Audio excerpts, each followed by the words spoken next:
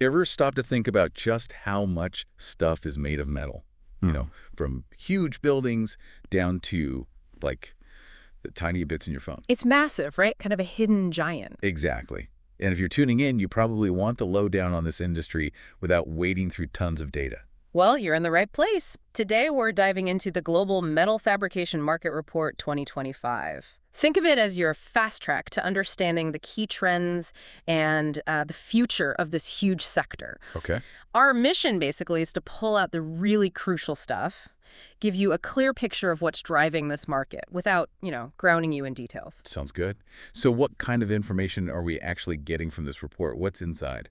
It's pretty comprehensive, actually. It All right. covers how big the market is now, how fast they expect it to grow, Okay. what's pushing that growth, the drivers, but also, the challenges, the restraints. Right. And importantly, it breaks things down geographically. So where's the action happening? Yeah. Plus, it looks at the different fabrication services, what the metal's used for, which metals are key, and which industries are the big customers. So a lot of layers. Got it. Multi-layered. All right, let's get straight to it then. What's the big number? How big is this market right now, and where's it heading? Okay, so the report pegs the global market at USD 24,860 million for 2025. 24.8 billion. Okay. Yeah, and looking out to 2033, they're projecting it to reach USD 37,293 million. Wow, that's quite a jump. What's the growth rate look like year on year to get there? They're forecasting a compound annual growth rate, the CAGR, of 5.2% between 2025 and 2033. 5.2%. Okay, so steady, solid growth. Pretty consistent, yeah. A definite upward trend. Okay, big market, growing steadily. Now, where is all this fabrication happening? How does it break down globally? Right now, in 2025, North America is the biggest piece of the pie. It holds over 40% of the market. 40%, okay. Yeah, that translates to about USD 9,198.2 million. But its growth rate, the CAGR, is a bit more moderate, around 3.7% predicted through 2033. And within North America? The U.S. dominates, I assume. Oh, yeah. The U.S. is the major player there. USD 7,257.4 million market size, growing at about 3.5%. Then you've got Canada, about 1.1 billion, growing a bit faster at 4.5%. And Mexico at 837 million with a 4.2% of the global market. Okay, so North America is the current heavyweight. Who's number two? That would be Europe. It accounts for just over 30% of the global market. Still pretty big. Definitely. About USD 7,209.4 million in 2025. And its growth is projected at 4.3% CAGR up to 2033. And within Europe, any standouts? It's a bit varied, actually. The UK shows pretty strong growth, 5.1% CAGR from a market size of about 1.2 billion. Germany's the biggest market in Europe, over 1.4 billion. But its growth is slightly lower, 4.5% CAGR. Then you have France, Italy, Russia, Spain. They all have their own kind of growth stories. Interesting. Yeah, and even smaller markets like Luxembourg are projected to grow quite well, 4.6% from a smaller base. It shows the different industrial vibes across the continent. Okay, so we have the established players.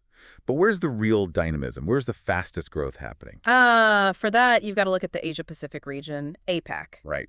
Heard a lot of growth there generally. Exactly. In 2025, APAC holds around 23% of the market, so about USD 5,966.4 million.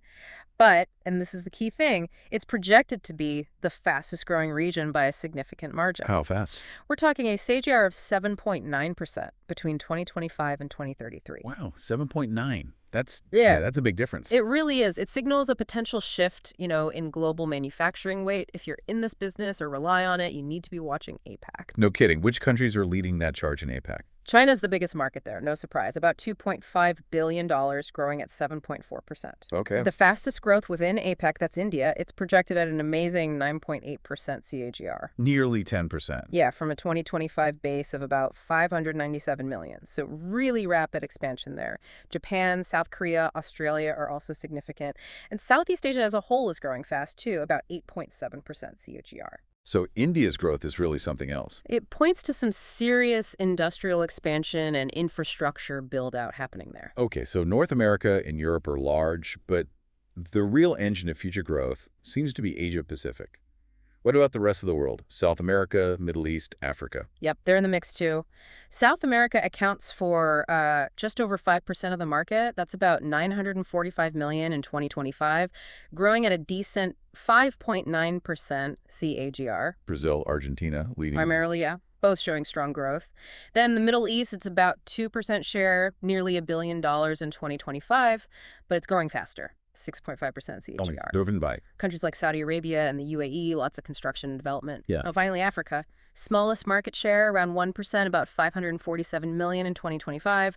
Still projected growth is 5.5% CAGR, with South Africa being the main market. So smaller shares, but still opportunities there. Okay, that gives us a great map of where things stand and where they're headed. Now let's talk why. What's actually driving all this growth globally? Well, the report points to a few key things.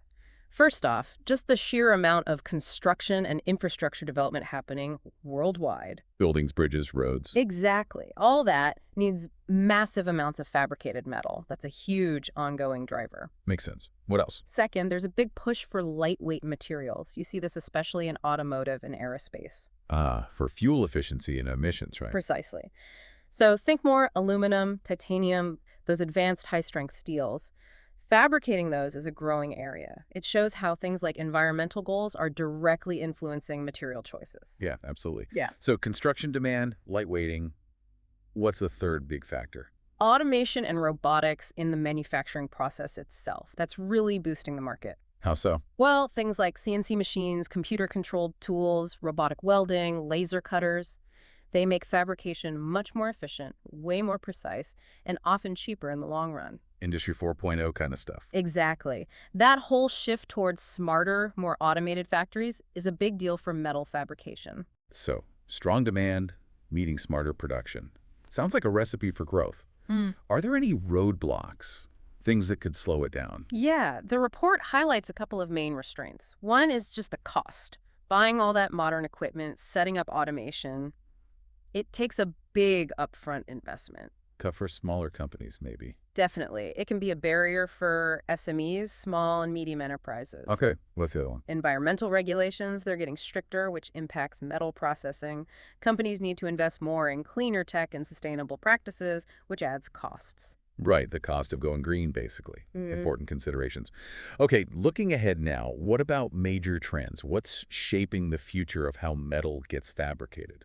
One big trend is 3D printing. Additive manufacturing, they call it. With metal. Yep, printing metal parts, it's getting really good for complex, customized components. Think aerospace, medical devices, even high-end auto parts. Advantages. You can make really intricate shapes that are hard to machine, often with less waste, and sometimes faster for specific, low-volume parts. The report mentions a company, Desktop Metal, and their tech being used for tailored car parts, as an example. It suggests a move towards more agile, specialized production. Metal 3D printing. Yeah. Yeah, that feels like a significant shift for certain niches. What other big trends are emerging? Sustainability. There's a real global move towards greener, more recyclable fabrication. How does that play out? It means a growing preference for metals that are easy to recycle, like aluminum, stainless steel, those advanced steels we mentioned. It's driven by regulations, sure, but also by consumer demand for greener products in cars, buildings, electronics. So manufacturers are thinking more about the whole life cycle of the metal. Exactly. It's not just about making stuff anymore, it's about making it smarter and cleaner. Okay, smart and clean. Now, within fabrication itself, you mentioned different services. What's dominant there? Machining is still king. That's your traditional shaping and finishing, milling, turning, drilling. It's just fundamental for so many parts in automotive, aerospace, industrial gear. So the core process remains central. Very much so. Precision is key, and machining delivers that.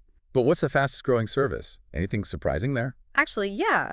The report says punching is the fastest growing segment. Punching, like making holes and shapes in sheet metal. Exactly that. It's super efficient and cost-effective for high-volume production. Think electronics casings, appliance parts, some construction elements. And automation is really boosting it. Automated punching lines can churn out parts very quickly. Efficiency driving growth there. Makes sense. Okay, so we have the services. Who's actually using all this fabricated metal? Which industries are the biggest customers? The construction sector is the dominant end user, by far. Not surprising, given what you said earlier about infrastructure. Right. Steel frames for buildings, beams, supports, roofing, bridges. It all adds up to massive demand from construction. It's foundational. Okay, construction leans. Which industry is growing its demand the fastest? That would be the automotive industry. Back to lightweighting and EVs. You got it. Cars need lighter, stronger parts for better fuel economy or battery range. Chassis components, body panels, even parts for electric motors and batteries. So the shift to electric vehicles is a big part of that. A huge part. It's creating demand for different types of fabricated metal components. So basically, how we build our world and how we get around are the two biggest forces shaping demand here. Interesting. Now, this market sounds big, global, lots of moving parts. What's a competitive vibe like? Oh, it's described as highly competitive.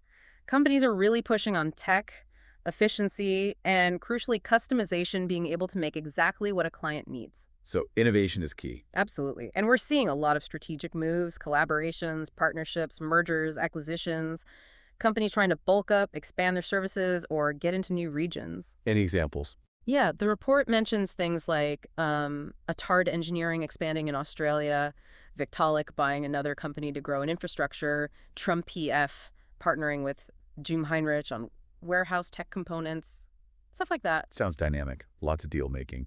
Who are some of the really big names globally in this space?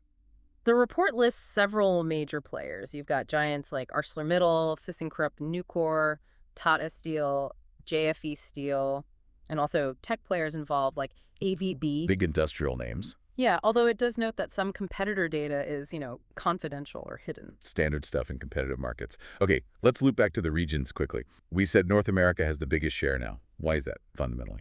It really comes down to their established manufacturing base. Strong industries like auto, aerospace, construction, energy demanding sophisticated parts, and they were relatively early in adopting automation. Got it. Advanced base, strong demand. And Asia Pacific, the fastest growing. Remind us of the key drivers there. It's a combination of factors. Rapid industrialization in many countries, massive urbanization driving construction, huge infrastructure investments, think China, India, South Korea, plus a strong growing manufacturing sector attracting investment. A perfect storm for growth, almost. Pretty much, yeah. Okay, lastly, let's zoom in on a few specific countries. What's driving growth in places like the US or India or others? Any quick highlights? Sure. In the U.S., it's partly that automation adoption, plus strong aerospace and defense sectors. Canada is seeing boosts from government infrastructure spending. Okay. Over in the UK, renewable energy projects like offshore wind farms are a factor. Germany benefits from its strong industrial machinery and auto sectors. Right. India, we mentioned, has railway expansion and the government's Make in India push. Big initiatives. Definitely. Saudi Arabia's Vision 2030 mega projects are huge drivers there. Brazil's growth is linked to oil and gas investments. And in Africa, Nigeria sees demand from urban development, while South Africa's market is tied to its mining sector. Wow, okay.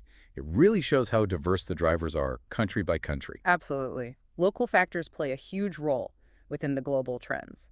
This has been incredibly insightful, a really clear picture of a complex market. So for everyone listening, what are the main things to take away from this deep dive? Okay, key takeaways. First, the global metal fabrication market is big, like nearly $25 billion big in 2025, and it's growing steadily, projected to hit over $37 billion by 2033. Right. Second, the growth is driven by construction booms, the need for lightweight stuff in cars and planes, and more automation in factories. Got it. Third, regionally, North America is the biggest market now, but Asia Pacific, especially India and China, is where the fastest growth is happening. Okay, the geographical shift. Yeah. And finally, construction and automotive are the biggest customer industries, and the market itself is super competitive, pushing innovation and things like sustainability. Excellent summary. Okay, and to leave everyone with something to chew on, thinking about all this, especially the rise of things like metal 3D printing, new materials, smarter factories. How different might this absolutely essential industry look, say, 10 or 15 years down the line, even beyond these 2033 forecasts? That's the big question, isn't it? It really makes you think about how the very foundations of manufacturing might evolve. Definitely food for thought. Thanks for guiding us through that. My pleasure. It's a fascinating sector to watch.